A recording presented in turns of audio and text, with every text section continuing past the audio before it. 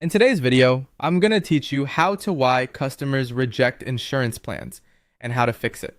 When a customer says no to an insurance plan, it usually is not just about price. In many cases, it comes down to uncertainty, confusion, timing, or trust. Understanding the real reason behind the rejection helps you respond in a more helpful and professional way. One of the most common objections is that the premium feels too expensive. Customers may feel the monthly cost does not fit their budget, or they may not fully see the value. In this situation, clearly explain what the policy covers and what the financial impact could be if they had to handle a major loss on their own. You can also discuss different coverage levels or deductible options that may help lower the premium. If discounts are available, such as bundling or safe driver savings, make sure to mention them.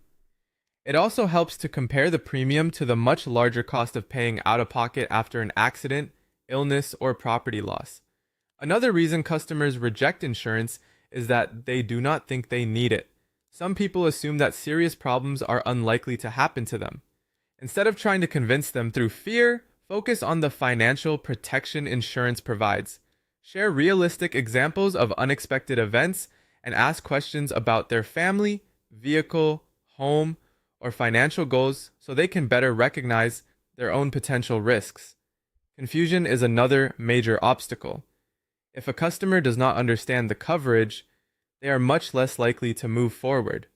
Use simple, everyday language and avoid too much technical jargon. Explain important terms like premium, deductible, limits, and exclusions with practical examples. Encourage them to ask questions and review the policy summary carefully before making a decision. Sometimes customers say they already have insurance. In that case, offer to review their current coverage for any gaps or overlaps.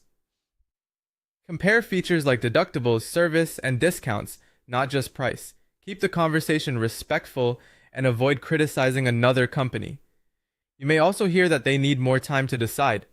Respect that.